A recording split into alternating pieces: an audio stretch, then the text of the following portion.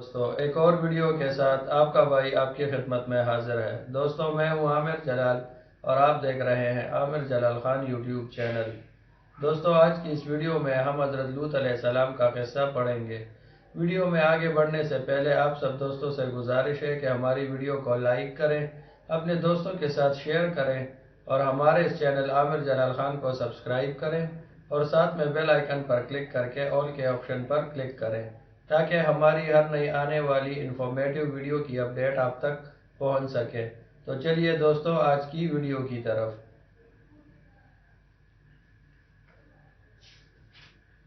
حضرت لوط علیہ السلام۔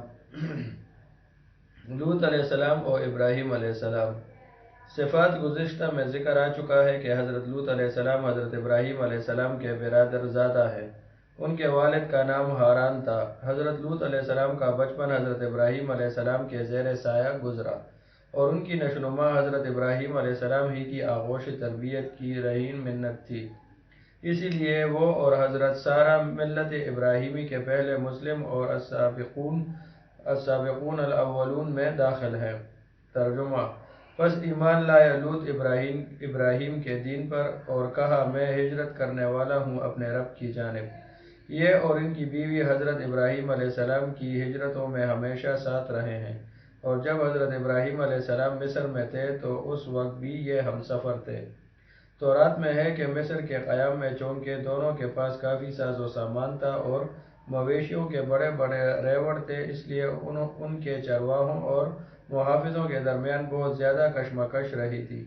حضرت ابراہیم علیہ السلام کے چرواہے چاہتے کہ اس چرگاہ اور سبززار سے پہلے ہمارے ریوڑ فائدہ اٹھائیں، اور حضرت لوط علیہ السلام کے چرواہوں کی خواہش ہوتی کہ اول ہمارا حق سمجھا جائے۔ حضرت ابراہیم علیہ السلام کی اس صورتحال کا اندازہ کر کے حضرت لوط علیہ السلام سے مشورہ کیا اور دونوں کی صلاح سے یہ طے پایا کہ باہمی تعلقات کی خوشگواری اور دائمی محبت اور الفت کی بقا کے لیے ضروری ہے کہ حضرت لوط علیہ السلام مصر سے ہجرت کر کے شرق اردن کے علاقے سدوم اور عمورہ چلے جائیں اور وہاں رہ کر دین حنیف کی تبلیغ کرتے اور حضرت ابراہیم علیہ السلام کی رسالت کا پیغام حق سناتے رہیں، اور حضرت ابراہیم علیہ السلام پھر واپس فلسطین چلے جائیں اور وہاں رہ کر اسلام کی تبلیغ کو سربلند کریں۔ سدوم، اردن کی وہ جانب آج جہاں بحر میت یا بحر لوط واقع ہے، یہی وہ جگہ ہے جس میں سدوم اور عمورہ کی بستیاں آباد تھیں۔ اس کے قریب بسنے والوں کا یہ اعتقاد ہے کہ پہلے یہ تمام حصہ جو اب سمندر نظر آتا ہے کسی زمانے میں خشک زمین تھی اور اس پر شہر آباد تھے۔ سدوم اور عمورہ کی آبادیاں اسی مقام پر تھیں۔ یہ مقام شروع سے سمندر نہیں تھا، بلکہ جب قوم لوط پر عذاب آیا اور اس سرزمین کا تختہ الٹ دیا گیا اور سخت زلزلے اور بھونچال آئے، تب یہ زمین تقریباً 400 میٹر سمندر سے نیچے چلی گئی اور پانی ابھر آیا، اسی لیے اس کا نام بحر میت اور بحر لوط ہے۔ یہ صحیح ہو یا غلط، بہرحال یہ مسئلہ حقیقت رکھتا ہے کہ اسی بحر میت کے ساحل پر وہ حادثہ رونما ہوا جو قوم لوط کے عذاب سے موسوم ہے، اور جو گزشتہ 2 سال کی عصری تحقیق کے بحر میت کے ساحل پر لوط علیہ السلام کی بستیوں کے باعث تباہ شدہ آثار ہویدا کر کے اس کے علم و یقین کے سامنے سر تسلیم خم کر دیا ہے، جس کا اعلان 1350 سال قبل قرآن عزیز نے کر دیا تھا۔ اگلا ٹاپک ہے دوستو قوم لوط۔ لوط علیہ السلام نے جب سدوم میں آ کر قیام کیا تو دیکھا کہ یہاں کے باشندے فواحش اور مصیبتوں میں اس قدر مبتلا ہیں کہ العمال الحفیظ، دنیا کی کوئی برائی ایسی نہیں تھی جو ان میں موجود نہ ہو، اور کوئی خوبی ایسی نہیں تھی جو ان میں پائی جاتی ہو۔ دنیا کی سرکش، متمدر اور بد اخلاق اور بد اتوار اقوام کے دوسرے عیوب و فواحش کے علاوہ یہ قوم ایک خبیث عمل کی موجد تھی، یعنی اپنی نفسیاتی خواہشات کو پورا کرنے کے لیے وہ عورتوں کی بجائے مرد لڑکوں سے اختلاط رکھتے تھے۔ دنیا کی قوموں میں اس عمل کا اس وقت تک قطعی کوئی رواج نہ تھا۔ یہی بدبخت قوم ہے جس نے اس ناپاک عمل کی ایجاد کی۔ اس عمل کا نام لواطش مشہور ہے، اور اس سے بھی زیادہ شرارت، خبائث اور بے حیائی یہ تھی کہ وہ اپنے اس بد کرداری کو عیب نہیں سمجھتے تھے اور علی الاعلان فخر و مباحات کے ساتھ اس کو کرتے رہتے تھے۔ ترجمہ: اور یاد کرو لوط کا واقعہ جب اس نے اپنی قوم سے کہا کہ تم ایسے فحش کام میں مشغول ہو جس کو دنیا میں تم سے پہلے کسی نے نہیں کیا، یہ کہ بلا شبہ تم عورتوں کے بجائے اپنے شہوت کو مردوں سے پوری کرتے ہو، یقیناً تم حد سے گزرنے والے ہو۔ عبدالوہاب نجار کہتے ہیں کہ میں نے عبرانی ادب کی ایک کتاب میں ان کے بعض بدعمالیوں کا حال پڑھا ہے، جس کا خلاصہ یہ ہے کہ اہل سدوم کی یہ بھی عادت تھی کہ وہ باہر سے آنے والے تاجروں اور سوداگروں کے مال کو ایک نئے اور اچھوتے انداز میں لوٹ لیا کرتے تھے۔ چنانچہ ان کا طریقہ یہ تھا کہ جب کوئی سوداگر باہر سے آ کر سدوم میں مقیم ہوتا تو اس کے مال کو دیکھنے کے بہانے سے ہر شخص تھوڑی تھوڑی چیزیں اٹھاتا اور لے کر چل دیتا،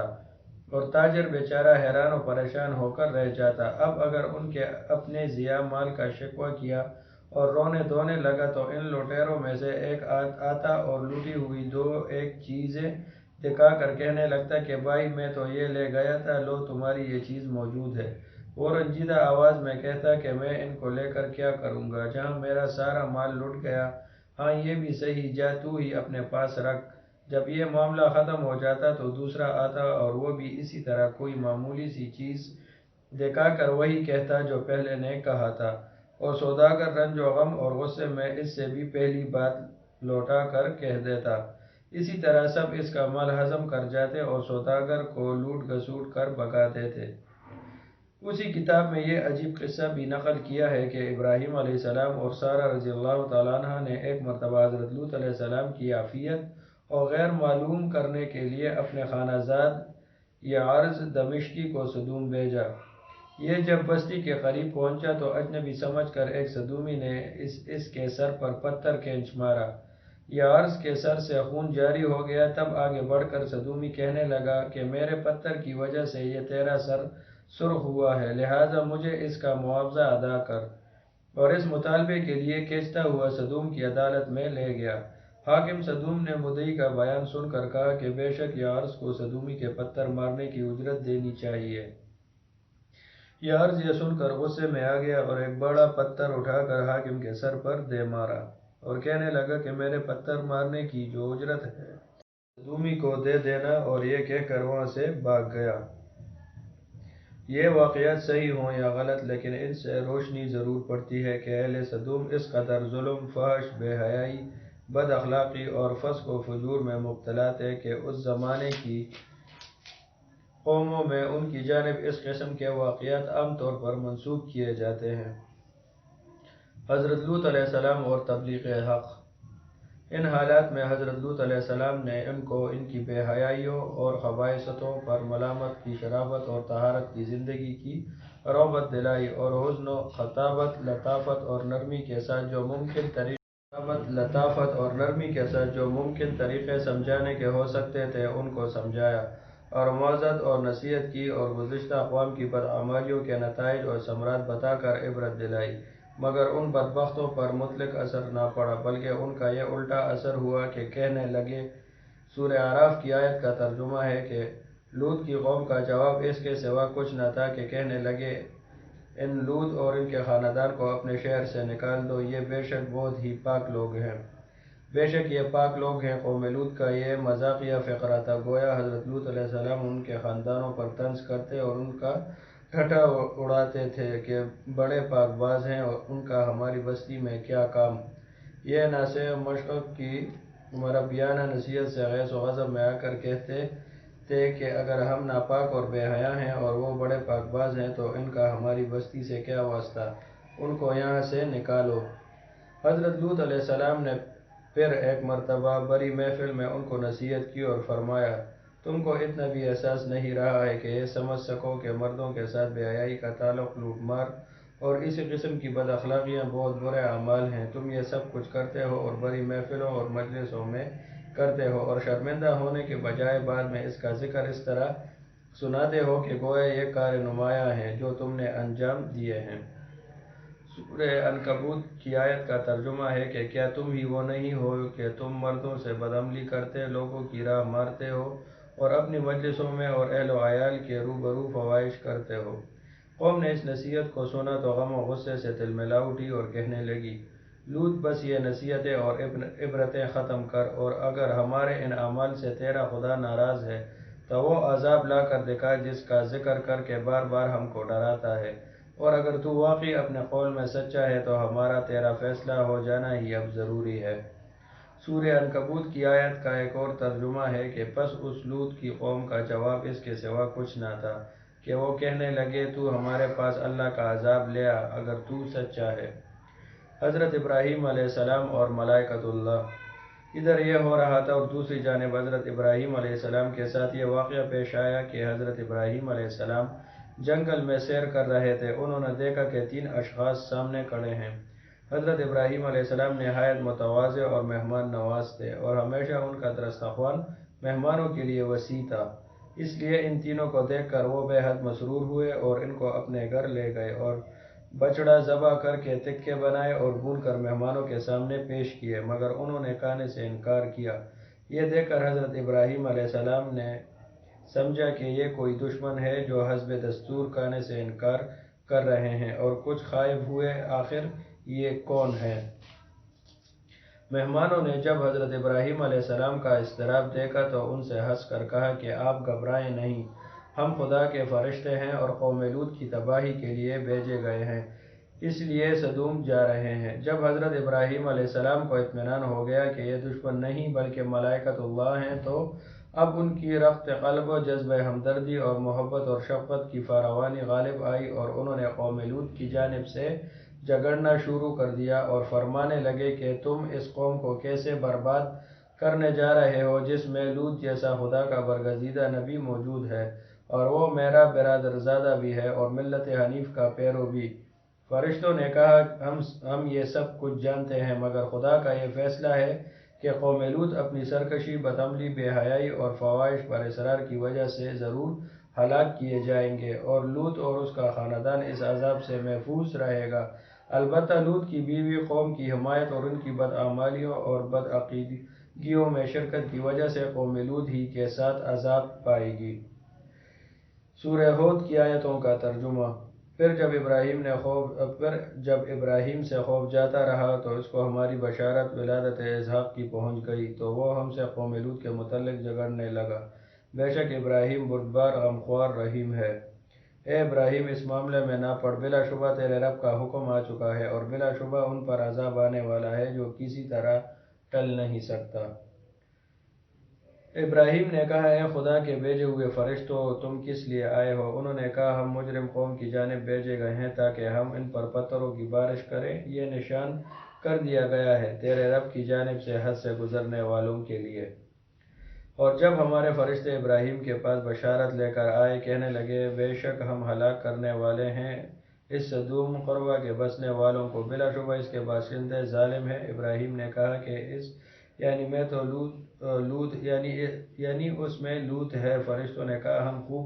ہمیں خوب معلوم ہے جو اس بستی میں آباد ہیں، ہم البتہ لوط اور ان کے خاندان کو نجات دیں گے، مگر اس کی بیوی کو نہیں کہ وہ بستی میں رہ جانے والوں کے ساتھ ہے۔ غرض جب لوط علیہ السلام کے ابلاغ حق، امر بالمعروف و نہی عن المنکر کا قوم پر مطلق کچھ اثر نہ ہوا اور وہ اپنی بد اخلاقیوں پر اسی طرح قائم رہی، جب حضرت لوط علیہ السلام نے یہاں تک عبرت دلائی کہ تم اس بات کو نہیں سوچتے کہ میں رات دن جو اسلام اور صراط مستقیم کی دعوت و پیغام کے لیے تمہارے ساتھ حیران اور سرگرداں ہوں، کیا کبھی میں نے تم سے اس سعی و کوشش کا کوئی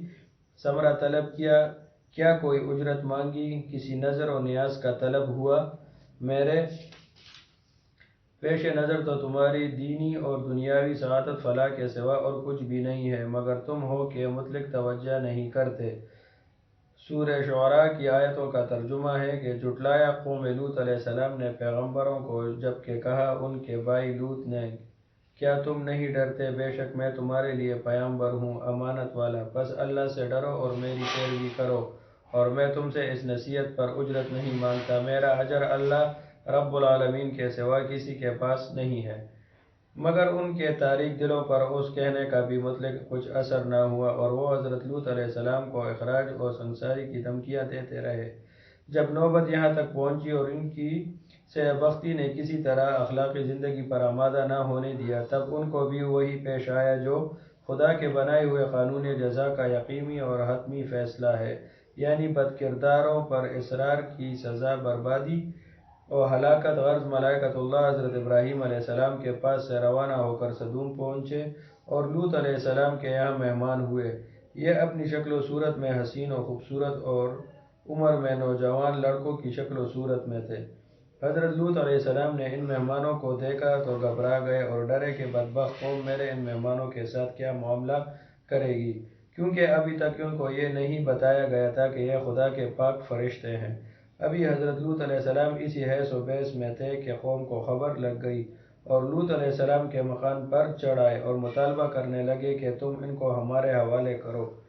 حضرت لوط علیہ السلام نے بہت سمجھایا اور کہا، کیا تم میں سے کوئی بھی سلیم فطرت انسان رجل رشید نہیں ہے کہ وہ انسانیت کو برتے اور حق کو سمجھے؟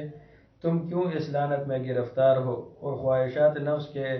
افواہ کے لیے فطری طریق عمل کو چھوڑ کر اور حلال طریقے سے عورتوں کو رفیق حیات بنانے کی جگہ اس ملعون بے حیائی کے درپے ہو؟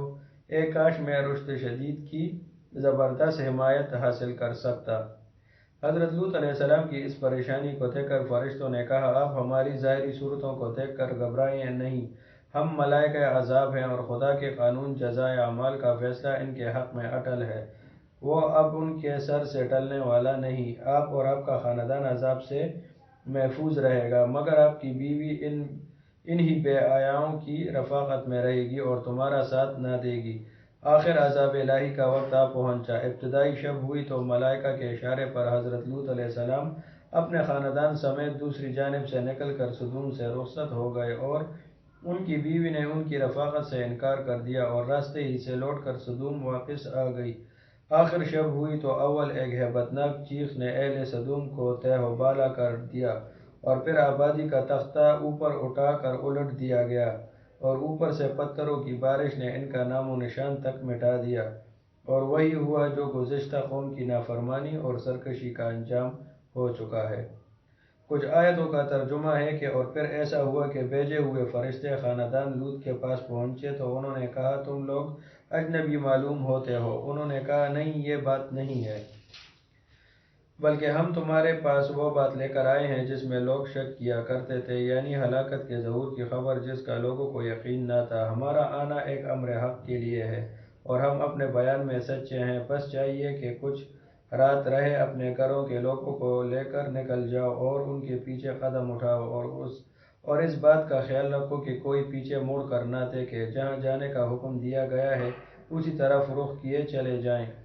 عرض کہ ہم نے لوط پر حقیقت حال واضح کر دی کہ ہلاکت کا ظہور ہونے والا ہے اور باشندگان شہر کی بیخ و بنیاد صبح ہوتے ہوتے اکھڑ جانے والی ہے، اور اس اثنا میں ایسا ہوا کہ شہر کے لوگ خوشیاں مناتے ہوئے آ پہنچے۔ لوط نے کہا، دیکھو یہ نئے آدمی میرے مہمان ہیں، تم میری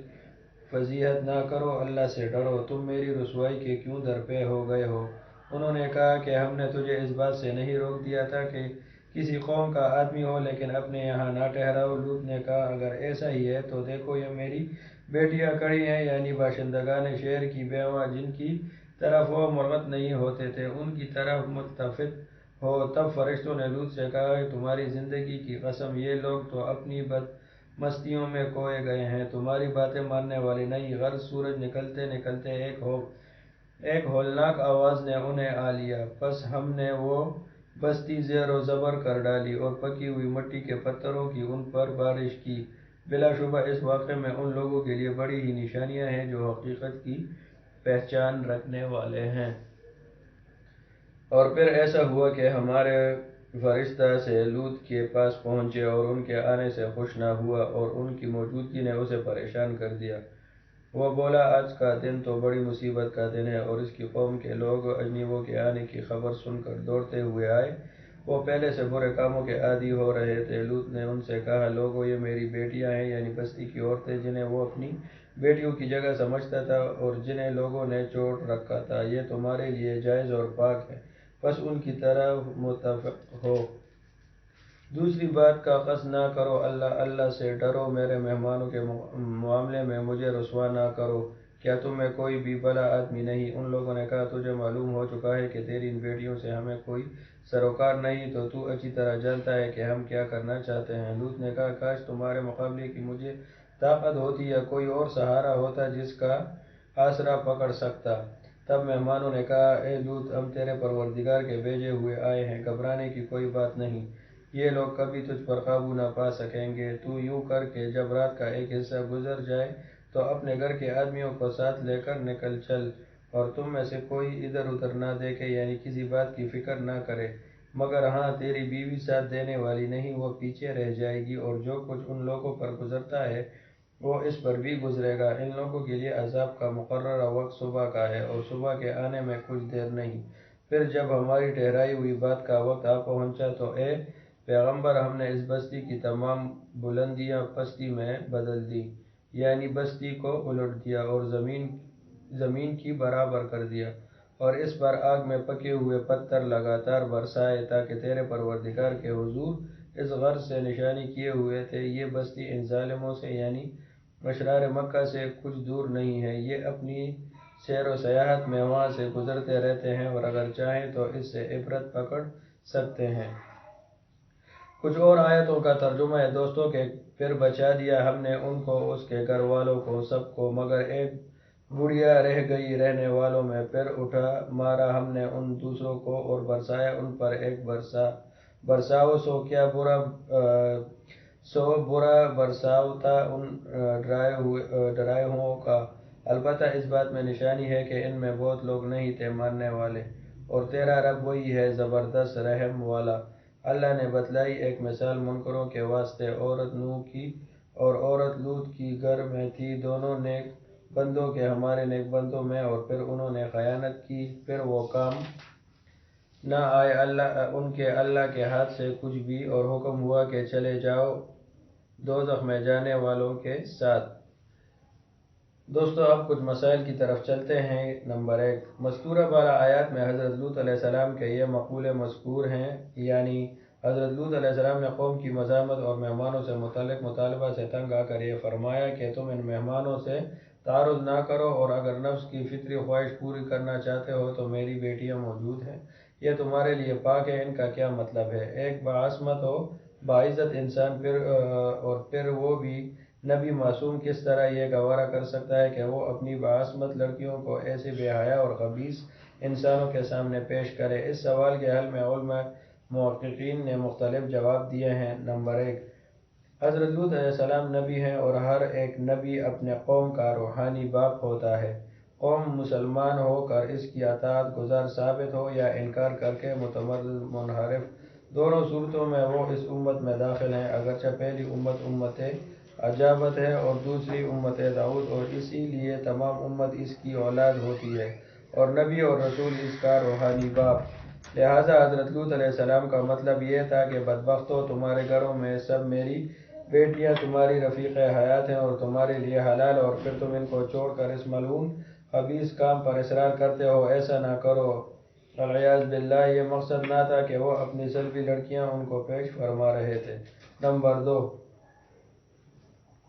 تورات اور دیگر روایات سے یہ معلوم ہو چکا ہے کہ فرشتے جو حضرت ابراہیم علیہ السلام کو اسحاق علیہ السلام کی بشارت دے کر قوم لوط کو ہلاک کرنے آئے تھے، 3 تھے۔ اس لیے یہ ناممکن تھا کہ 3 افراد کے لیے پوری بستی خواہش مند ہو جن کی تعداد آذانوں تک پہنچتی ہے، بلکہ اصل بات یہ تھی کہ اس قوم میں 2 سردار تھے، اور انہوں نے ہی لوط علیہ السلام کے مہمانوں کا مطالبہ کیا تھا۔ باقی قوم اپنی اس عام برکرداری کی وجہ سے ان کی حماقت میں جمع ہو گئے تھے، اور چونکہ حضرت لوط علیہ السلام کی 2 بیٹیاں کنواری موجود تھیں، اس لیے انہوں نے ان سرداروں کو سمجھایا کہ تم اپنے اس خبیث اور شنیع مطالبے سے باز آ جاؤ، اور میں اس کے لیے تیار ہوں کہ اپنی دونوں لڑکیوں کا نکاح تم سے کر دوں۔ مگر انہوں نے صاف انکار کر دیا اور کہنے لگے لوط، مجھے معلوم ہے کہ ہم عورتوں کی جانب رغبت نہیں رکھتے۔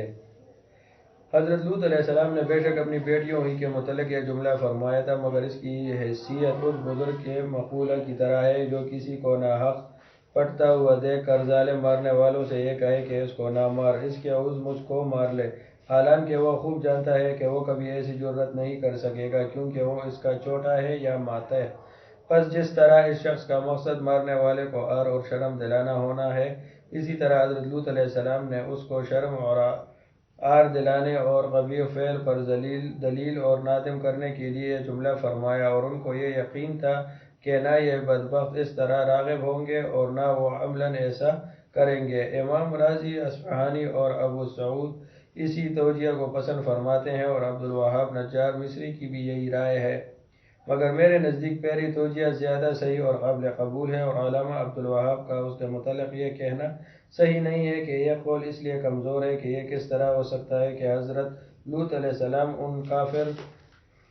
عورتوں کے باپ تسلیم کیے جائیں، اس لیے کہ ہم شروع جواب ہی سے تشریح کر چکے ہیں کہ نبی معصوم اپنی ان تمام امت کا روحانی باپ ہوتا ہے جس کی جانب اس کو مبعوث کیا گیا ہے۔ یہ جدا بات ہے کہ امت اجابت اور اس کی عطا کردہ سعادت و فلاح سے مستفید ہوتی ہے اور امت دعوت اس سے محروم رہتی ہے۔ نیز آج بھی یہ دستور کہ کافر و مسلم کے امتیاز کے بغیر بڑے بوڑھے بستے کی لڑکیوں کو اپنی بیٹیاں کہا کرتے ہیں۔ حضرت لوط علیہ السلام نے جب یہ دیکھا کہ قوم ان کے مہمانوں کے ساتھ بد اخلاقی پر تلی ہوئی ہے اور کسی طرح اس پر عار دلانے کا اثر نہیں ہوتا ہے، نہ حیا، مروت اور اخلاق و انسانیت کے نام پر اپیل کا، تب پریشان خاطر ہو کر فرمایا، ترجمہ: کاش میرے لیے تم سے مقابلے کی طاقت ہوتی یا پناہ ملتی کسی زبردست قوت پناہ کے ساتھ۔ اس رکن شدید سے کیا مراد ہے کہ حضرت لوط علیہ السلام العیاذ باللہ خدا کی قدرت پر بھروسہ نہیں رکھتے تھے، جو کسی رکن شدید کی پناہ کے طلب تھے۔ اس مشکل کا حل نجاری کی روایت نے بخوبی کر دیا ہے۔ اس روایت میں ہے کہ رسول اکرم صلی اللہ علیہ وآلہ وسلم نے ارشاد فرمایا، ترجمہ: اللہ تعالیٰ لوط کی بخشش کرے کہ وہ اس درجہ پریشان کیے گئے کہ رکن شاہد کی پناہ کے طلب ہوئے، اور ان کے لیے رکن شدید ان کا پروردگار اور ان کا خالق ہے۔ مطلب یہ ہے کہ حضرت لوط علیہ السلام خدا کو بھول کر کسی اور قوت کی پناہ کے طلب نہ تھے، بلکہ وہ اس درجہ قابل رحم حالت میں تھے کہ اس وقت ان کی یہ تمنا ہوئی، کاش کہ اللہ مجھے ایسی قوت عطا کرتا کہ میں اسی وقت ان سب بدبختوں کو ان کی خبائث کا مزہ چکھا سکتا۔ اور رکن شدید یعنی ان کے پروردگار نے آخر ان کی مدد کی اور ان پر فرشتوں نے اپنا راز ظاہر کر دیا اور ان کو تسلی اور اطمینان بخشا کہ آپ پریشان نہ ہوں، تھوڑا ہی وقت گزرتا ہے کہ یہ اپنی بد کرداری کے عبرتناک انجام کو پہنچ جائیں گے۔ نمبر 3، بعض مفسرین نے بکم قوتوں میں کم کا مخاطب فرشتوں کو سمجھا ہے اور مراد یہ لیتے ہیں کہ حضرت لوط علیہ السلام نے فرمایا، کاش تم اس کثرت سے ہوتے کہ ان کے مقابلے میں مجھ کو تم سے قوت پہنچتی، یا خدا کوئی ایسی صورت پیدا کر دیتا کہ میں ان کو سزا دے سکتا۔ اسی لیے حضرت لوط علیہ السلام کے اس قول کو سن کر فرشتوں نے کہا۔ سورہ ہود کی ایک آیت کا ترجمہ ہے کہ فرشتوں نے کہا، اے لوط، ہم تیرے پروردگار کے بھیجے ہوئے ہیں، مجبور انسان نہیں ہیں، یہ تجھ کو ہرگز غضب نہیں پہنچا سکتے۔ تورات میں ہے کہ حضرت لوط علیہ السلام بمائے اپنے خاندان کے سدوم سے ہجرت کر کے سنوار یا صنعار کی بستی میں چلے گئے، جو سدوم سے قریب ہی آباد تھی۔ آفتاب نکلنے کے بعد جب انہوں نے سدوم کی جانب دیکھا تو وہاں ہلاکت اور بربادی کے نشانات کے سوا اور کچھ نہ تھا۔ حضرت لوط علیہ السلام نے پھر صغر کو بھی چھوڑ دیا اور اس کے قریب ایک پہاڑی پر جا آباد ہوئے اور امن و امان سے رہنے سہنے لگے، اور وہی ان کا انتقال ہوا۔ حضرت ابراہیم علیہ السلام مجدد انبیاء۔ ان مسلسل واقعات سے بہت سے بصائر و عبر حاصل ہوں گے۔ علاوہ ایک سب سے اہم بات یہ ظاہر ہوتی ہے کہ حضرت ابراہیم علیہ السلام کی شخصیت منصب نبوت اور رسالت میں بھی خاص امتیازی شان رکھتی ہے۔ یوں تو خدا کا ہر ایک پیغمبر توحید کا داعی اور شرک کا دشمن ہے، اور اس لیے تمام انبیاء علیہ السلام کی تعلیمات میں یہ دو باتیں قدر مشترک کی حیثیت رکھتی ہیں، بلکہ روحانی دعوت اور ارشاد کی اساس و بنیاد صرف انہی دو مسئلوں پر قائم ہے۔ مگر یہ خصوصیت حضرت ابراہیم علیہ السلام کے ہی حصے میں آئی تھی کہ اس دنیا میں وہ پہلی ہستی ہیں جنہیں اس راہ عظمیت میں سخت سے سخت آزمائشوں اور کڑی سے کڑی مصیبتوں کا سامنا کرنا پڑا، اور وہ ان مصائب کے مقابلے میں کامران و کامیاب ثابت ہوئے۔ نمبر 1، غور کیجئے، بڑھاپے اور پاس کی عمر میں ہزاروں دعاؤں اور لاکھوں آرزوؤں کے بعد ایک بچہ پیدا ہوا تھا اور ابھی بچہ شیرخوار ہے کہ خدا تعالیٰ کا حکم آتا ہے، ابراہیم اس کو اور اس کی والدہ کو اپنے گھر سے جدا کرو اور ایک لقودق بیابان اور بن کھیتی کی زمین میں جہاں نہ پانی ہے نہ سبزہ، ان دونوں کو چھوڑ آؤ۔ کیا ابراہیم علیہ السلام نے ایک لمحے بھی تعمیل کیا اور تعمیل ارشاد میں کسی قسم کا کوئی عذر سامنے آیا؟ نہیں، ہرگز نہیں، بلکہ بیتون اور چرا ان دونوں کو مکہ کی سرزمین پر چھوڑ آئے۔ اور اس کے بعد جب وہ سن رشت کو پہنچتا اور ماں باپ کی آنکھوں کا نور اور دل کا سرور بنتا ہے تو پھر ابراہیم علیہ السلام کو خدا کا حکم ملتا ہے کہ اس کو ہمارے نام پر قربان کرو اور اپنی فداکاری اور اطاعت شواری کا ثبوت دو۔ اس نازک وقت میں ایک مطیع سے مطیع اور فرمانبردار سے فرمانبردار ہستی کے ایمان و یقین کی کشتی کس طرح بنور میں آ جاتی ہے، اس کا اندازہ خود کرو، اور پھر ابراہیم علیہ السلام کی جانب دیکھو کہ نہ خدا کی وحی کی جو خواب اور رویا کی شکل میں دکھائی گئی تھی انہوں نے کوئی تعویل کی، نہ اس کے لیے حیلہ بہانہ سوچا اور نہ اس کو ٹالنے کے لیے کوئی فکر و تردد کیا۔ صبح اٹھے اور اپنے لخت جگر کو لیا اور تعمیل ارشاد الہی میں وہ سب کچھ کیا جو ان کے انسانی ہاتھ کر سکتے ہیں، اور اس طرح اپنی محیر الحق اور وفا کشی کا ثبوت دیا۔ اور تیسری سخت آزمائش کا وہ وقت تھا کہ جب باپ، قوم اور بادشاہ وقت سب نے متفق ہو کر یہ فیصلہ کر لیا کہ ابراہیم علیہ السلام یا اپنے پیغام حق سے باز آ جائے، نہ تو اس کو دہکتی آگ میں ڈال کر خاکستر کر دیا جائے۔ تب ظالموں کا یہ فیصلہ اور اتحاد کیسے ابراہیم علیہ السلام کے قدم ڈگمگا سکا؟ نہیں، بلکہ وہ ایک عزم کا پہاڑ بن کر اسی طرح اپنی جگہ کھڑا رہا اور پیغام حق اور خدا کی رشد و ہدایت کو اسی عزم و ثبات کے ساتھ سناتا رہا جس طرح شروع سے کرتا رہا۔ پھر دشمنوں نے جو کچھ کہا تھا آخر کر دکھایا اور اس کو دہکتی آگ میں جھونک دیا، مگر ابراہیم علیہ السلام کے سکون و اطمینان میں مطلق کوئی فرق نہیں آیا۔ البتہ دشمنوں کی دشمنی اور ان کے تمام مکر و فریب کو ابراہیم علیہ السلام نے خدا نے پاور ہوا کر دیا اور خاک میں ملا دیا، اور آگ کے شعلے اس کے لیے برد و سلام بن گئے۔ اس طرح ابراہیم علیہ السلام اپنے قوی تر نگہبان کے زیر سایہ سعادت و ہدایت کے فیضان سے بندگان خدا کو برابر منور و روشن کرتا رہا، اور اس کی جرأت حق اور دعوت اللہ تیز تر ہو گئی۔ ان تمام سخت امتحانوں اور آزمائشوں اور پھر ان میں ثبات قدمی اور استقامت کے علاوہ ابراہیم علیہ السلام کی دوسری امتیازی خصوصیت یہ تھی کہ انہوں نے شرک اور توحید کے متضاد زندگی کے لیے ایک ایسا امتیاز قائم کر دیا جو انہی جیسے جلیل القدر پیغمبر کے شایان شان تھا۔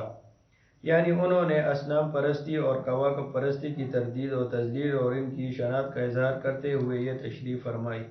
بلا شبہ میں نے اپنا رخ اسی ذات کی طرف جھکا دیا ہے جو آسمانوں اور زمینوں کا پیدا کرنے والا ہے، خالص اس کا ہو کر، اور میں شرک کرنے والوں میں سے نہیں ہوں۔ ابراہیم علیہ السلام کے اس ارشاد کا مطلب یہ ہے کہ خدا کے تصور کی دو راہیں ہیں، ایک صحیح اور دوسری غلط۔ غلط راہ یہ ہے کہ یہ عقیدہ قائم کر لیا جائے کہ خدا کو راضی کرنے، اس کو خوش رکھنے اور اس کی عبادت و پرستش کرنے کے لیے ضروری ہے کہ بتوں اور ستاروں کی پوجا کی جائے، کیونکہ جب یہ ارواح ہم سے خوش ہو جائیں گے تو یہ خدا کو ہم سے راضی کر دیں گے۔ اس عقیدے کا نام شرک سبعیت ہے، کیونکہ اس عقیدے کے مطابق عبودیت و پرستش کے تمام وہ خصوصی امتزاجات جو صرف ذات واحد کے لیے مخصوص رہنے چاہیے تھے دوسروں کے لیے بھی مشترک ہو جاتے ہیں، اور یہی شرک کی حقیقت ہے۔ اس کے مقابلے میں صحیح رائے یہ ہے کہ اس علم و یقین کو عقیدہ بنایا جائے کہ خدا کی رضامندی اور خوشنودی کا طریقہ اس کے علاوہ دوسرا نہیں ہے کہ خود اسی کی پرستش کی جائے، اسی کو حاجت روا اور مشکل کشا سمجھا جائے، نفع و ضرر، صحت و مرض، افلاس و تمول، رزق کا قبض و بسط اور موت و زیست، عرض تمام امور میں اسی کو مالک اور مختار مطلق تسلیم کیا جائے، اور اس کی رضا و عدم اور رضا کی مغفرت کے لیے ان کے بھیجے ہوئے سچے پیغمبروں اور رسولوں کی ہی ہدایت اور رشد پر عمل کیا جائے۔ گویا دوسرے الفاظ میں یوں کہہ دیا جائے کہ خدا کو راضی رکھنے اور اس سے قربت حاصل کرنے کے دیوی دیوتاؤں کو ذریعہ بنانے کی حاجت نہیں، بلکہ صرف اسی ذات ابدیت کی عبودیت و بندگی کو سرمایہ حیات بنایا جائے۔ اسی عقیدے کا نام اسلام اور حنیفیت ہے۔ اسی لیے یہ پہلا دن تھا کہ حضرت ابراہیم علیہ السلام نے پہلی راہ کو شرک و صاحبیت اور دوسری راہ کو اسلام و حنیفیت کا نام دے کر دونوں راہوں کے درمیان مستقل امتیاز قائم کر دیا، اور یہ امتیاز ایسا مقبول ہوا کہ آنے والے تمام پیغمبرانہ تعلیم و دعوت کی بنیاد و اساس اسی نام سے موسوم کی گئی، حتیٰ کہ خاتم الانبیاء محمد رسول اللہ صلی اللہ علیہ وآلہ وسلم کے آخری پیغام کا نام بھی ملت حنیف اور اس کے پیروں کا نام مسلم قرار پایا۔ ایک آیت کا ترجمہ ہے کہ اور پیروی کرو ملت ابراہیم کی جو حنیف تھا، اس ابراہیم نے تمہارا نام پہلے ہی سے مسلمان رکھا ہے اور اس قرآن میں بھی یہی نام پسند رہا۔ یہی وجہ ہے کہ سورہ ابراہیم کی یہ خصوصیت ہے کہ اس میں انبیاء علیہ السلام کے ظہور اور ان کے حالات اور تشخیصات اور نتائج کو مجموعی طور پر پیش کیا گیا ہے اور بتایا گیا ہے کہ پیغمبروں کی دعوت، رشد و ہدایت کے ماننے والوں اور نہ ماننے والوں کے درمیان کیا فرق ہے، اور یہ کہ خیر و شر، طاعت و بغاوت اور تسلیم کا انکار میں کیا غیر اللہ کی خوشنودی کو بھی کوئی مقام حاصل ہے، یا صرف رضائے عدم رضائے الہی ہی اصل ایمان ہے۔ پس ان مجموعی خصوصیات ابراہیمی کے پیش نظر بلا شبہ یہ کہنا صحیح ہے کہ نبیوں اور رسولوں کی مقصد زندگی میں ابراہیم علیہ السلام کا مقام مجدد انبیاء اور رسل کا مقام ہے۔ واقعات زیر بحث سے متعلق چند عبرتیں۔ نمبر 1، جب انسان کسی عقیدے کو علم و یقین کی روشنی میں قائم کر لیتا ہے اور وہ اس کے قلب میں جاگزی اور اس کے روح میں پیوست اور اس کے سینہ میں نقش کا لجر ہو جاتا ہے تو اس کا فکر و خیال، اس کا سوچ بچار اور اس کا استغراق اس بارے میں اس درجہ زبردست اور ثابت و صراح ہو جاتا ہے کہ کائنات کا کوئی حادثہ اور دنیا کی کوئی سخت سے سخت مصیبت بھی اس کو اپنی جگہ سے نہیں ہٹا سکتی، اور اس کے لیے آگ میں بے خطر کود پڑتا، سمندر میں بے جھجک چھلانگ مار دیتا اور سولی کے تخت پر بے خوف جان دے دیتا ہے۔ حضرت ابراہیم علیہ السلام کے عزم و ثبات کی مثال اس کے لیے ایک زندہ اور روشن مثال ہے۔ نمبر 2، حمایت حق کے لیے ایسے دلائل اور براہین پیش کرنے چاہیے جو دشمن اور باطن پرست کے تہ قلب میں اتر جائیں، اور وہ زبان سے خواہ اقرار حق نہ کرے لیکن اس کا ضمیر اور اس کا قلب حق کے اقرار پر مجبور ہو جائے، بلکہ بعض مرتبہ زبان بھی بے اختیار اعلان حق سے باز نہ رہ سکی۔ آیت قرآن وَجَاوِرْهُمْ بِالَّتِي هِيَ أَحْسَنُ اسی حقیقت کا اعلان کرتی ہے۔ نمبر 3، پیغمبروں اور رسولوں کی راہ یہی ہے، وہ جدل و مخاصمت کی موسیقیانہ راہوں پر نہیں چلتے، ان کے دلائل اور براہین کی بنیاد محسوسات و مشاہدات پر ہوتی ہے، یا سادہ جنائیات اور عقلیات پر۔ حضرت ابراہیم علیہ السلام کا اصنام پرستی، کواکب پرستی کے متعلق جمہور سے مناظرہ اور مناظرہ نمرود اس کی واضح اور روشن مثال ہے۔ نمبر 4، کسی امر حق کو ثابت کرنے کے لیے دلیل میں مخالفت کے باطن عقیدے کو فرضی طور پر تسلیم کر لینا جھوٹ یا اس باطن عقیدے کا اقرار نہیں ہے، بلکہ اس کو قرض الباطل، بخل الخصم یا معارض کہا جاتا ہے، اور یہ طریقہ استقلال مخالف کو اپنی غلطی کے اعتراف پر مجبور کر دیتا ہے۔ حضرت ابراہیم علیہ السلام نے جمہور کے ساتھ مناظرے میں دلیل کا یہی پہلو اختیار کیا تھا جس نے صنم پرستوں کو مجبور کر دیا کہ وہ اقرار کر لیں کہ بے شک بت کسی حال میں بھی نہ سنتے ہیں اور نہ جواب دے سکتے ہیں۔ نمبر 5، اگر ایک مسلم کے والدین مشرک ہوں اور کسی طرح شرک سے باز نہ آتے ہیں تو ان کا مشرکانہ زندگی سے بیزار اور علیحدہ رہتے ہوئے بھی ان کے ساتھ دنیاوی معاملات اور آخرت کی پند و نتام میں عزت اور حرمت کا معاملہ کرنا چاہیے، اور سختی اور درستگی کو کام میں نہ لانا چاہیے۔ حضرت ابراہیم علیہ السلام کا طرز عمل آزر کے ساتھ نبی اکرم صلی اللہ علیہ وآلہ وسلم کا طریق عمل ابو طالب کے ساتھ اس معاملے کے لیے قطعی اور یقینی شہادت ہے۔ نمبر 6، اگر قلب مومن صحیح عقائد پر اطمینان قلب اور زبان قلب کی مشابہت کے ساتھ ایمان رکھتا ہے، مگر عینی اور حقیقی مشاہدہ و محسوس کے لیے یا اس کو حق الیقین کے درجے تک حاصل کرنے کے لیے کسی ایمانی یا اقتصادی مسائل میں بھی سوال جستجو ریب و کفر نہیں ہے بلکہ عین ایمان ہے۔ حضرت ابراہیم علیہ السلام کے جواب سے اسی حقیقت کا انکشاف ہوتا ہے۔ نمبر 7، دسترخوان کی وسط اگر ریا اور نمود سے پاک ہو اور فطری تقاضے کے پیش نظر مہمان نوازی میں وسط قلب اور فراغ وصلگی پائی جاتی ہو تو اخلاق کریمانہ میں بہت فضیلت شمار ہوتی ہے اور سخائے نفس اور کرم کے نام سے موسوم ہے۔ یہ وسط گرامی حضرت ابراہیم علیہ السلام کی حقیقت نفس بن چکا تھا اور فطری تھا۔ مہمان نوازی، دسترخوان کی وسط آنے والوں کا احترام ایسے اوصاف تھے جو حضرت ابراہیم علیہ السلام کے مثل اعلیٰ کی حد تک پہنچے ہوئے تھے۔ بعض کتابوں میں حضرت ابراہیم علیہ السلام کی مہمان نوازی کے سلسلے میں ایک عجیب واقعہ منقول ہے۔ کہتے ہیں کہ ایک مرتبہ حسب دستور حضرت ابراہیم علیہ السلام کسی مہمان کے انتظار میں جنگل میں کھڑے تھے، کیونکہ بغیر مہمان کے نہ ان کا دسترخوان بچتا تھا اور نہ وہ کھانا کھاتے تھے۔ سامنے سے ایک بہت بوڑھا آدمی نظر پڑا جس کی کمر بھی کج ہو گئی تھی اور لکڑی کے سہارے بمشکل چل رہا تھا۔ ابراہیم علیہ السلام آگے بڑھے اور مسرت کے ساتھ اس کو سہارا دیتے ہوئے گھر لائے، دسترخوان بچھا اور کھانا چنا گیا۔ جب سب فارغ ہو گئے تو حضرت ابراہیم علیہ السلام نے فرمایا، اس خدا یکتا کا شکر ادا کر جس نے ہم سب کو یہ نعمتیں عطا فرمائی۔ بوڑھے نے خشمناک ہو کر کہا، میں نہیں جانتا کہ تیرا خدا واحد کون ہے، میں تو اپنے معبود بدھ کا شکر ادا کرتا ہوں جو میرے گھر میں رکھا ہے۔ یہ جواب ابراہیم علیہ السلام کو بہت شاق گزرا اور اس کو فوراً گھر سے رخصت کر دیا، لیکن کچھ وقفہ نہ گزرا تھا کہ ابراہیم علیہ السلام کے دل پر اپنے اس طرز عمل سے تردد ہوا۔ انہوں نے سوچا کہ جس خدا واحد کا شکر میں اس سے کرانا چاہتا تھا، اس کی شان تو یہ ہے کہ اس بوڑھے کی اس طویل عمر میں وہ برابر اپنی نعمتوں سے اس کو نوازتا رہا اور ان کی بت پرستی، کفر اور شرک سے ناراض ہو کر ایک وقت بھی اس پر رزق کا دروازہ بند نہیں کیا۔ پھر تجھ کو کیا حق تھا کہ اگر اس نے تیری بات نہ مانی اور حق کے کلمے کو قبول نہ کیا تو خفا ہو کر اس کو گھر سے نکال دیا۔ یہ واقعہ اپنی تاریخی حیثیت میں قابل قبول ہو یا ناقابل قبول، لیکن اس حقیقت کا ضرور اعلان کرتا ہے کہ حضرت ابراہیم علیہ السلام کے اخلاق کریمانہ کی وہ بلندی جو حقیقی مشعل اعلیٰ پہنچی ہوئی تھی، ضرب المثل اور زبان زد خلائق تھی، اور بلا شبہ ان کا یہ فکر پیغام حق اور دعوت اسلام کے لیے بہترین اسوہ ہے۔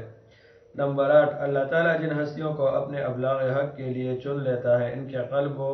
دماغ کو اپنے نور سے اس درجہ روشن کر دیتا ہے کہ ان کے سامنے عشق حق و صداقت کے سوا دوسری کوئی چیز باقی ہی نہیں رہتی، اور اس لیے ان میں شروع ہی سے یہ استعداد اور تغیت ہوتی ہے کہ وہ عہد طفولیت ہی کے اپنے ہم عصروں میں ممتاز اور نمایاں نظر آنے لگتے اور رائے حق میں ابتلاء امتحان کو خوشی سے سہتے اور صبر و رضا کا اسوہ حسنہ پیش کرتے رہتے ہیں۔ حضرت اسماعیل علیہ السلام کا واقعہ اس کی شہادت کے لیے شاہد عدل و باعث 100,000 عبرت و عظمت ہے۔ نمبر 9، حضرت لوط علیہ السلام اگر حضرت ابراہیم علیہ السلام کا برادر زادہ اور ان کے پیرو تھے، مگر شرف نبوت سے بھی سرفراز ہو چکے تھے اور خدا کے علچی بنا دیے گئے تھے۔ اس لیے سدوم و عمورہ میں ہمہ قسم کے مصائب اور وطن سے دور دشمنوں کے نرغے کی تکالیف کے باوجود انہوں نے صبر و استقامت سے کام لیا اور اپنے بزرگ چچا اور خاندان کی طلب کی بجائے صرف خدائے عزوجل ہی پر بھروسہ رکھتے ہوئے اس کے احکام کے سامنے رضا و تسلیم کا ثبوت دیا۔ یہ مقام مقربین انبیاء علیہ السلام کا مقام ہے۔ دوستو، یہاں پر حضرت لوط علیہ السلام کا واقعہ ختم ہوتا ہے۔ امید ہے اس واقعے سے آپ کو بہت کچھ سیکھنے کو ملے گا۔ دوستو، ملتے ہیں آپ سے نیکسٹ کسی ویڈیو میں، تب تک کے لیے اپنا ڈھیر سارا خیال رکھیے۔ السلام علیکم ورحمۃ اللہ وبرکاتہ۔